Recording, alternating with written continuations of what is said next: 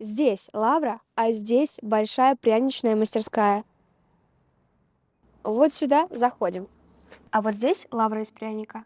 Она светиться может. Вот здесь выбираем. А вот это скоро понадобится. А здесь свидания проводят. А это для детей удобно. А вот здесь мастер-классы проводят. А здесь пряничные сказки. А вот здесь дегустация. А здесь можно кофе и десертом выпить. Будете проходить мимо, обязательно заходите.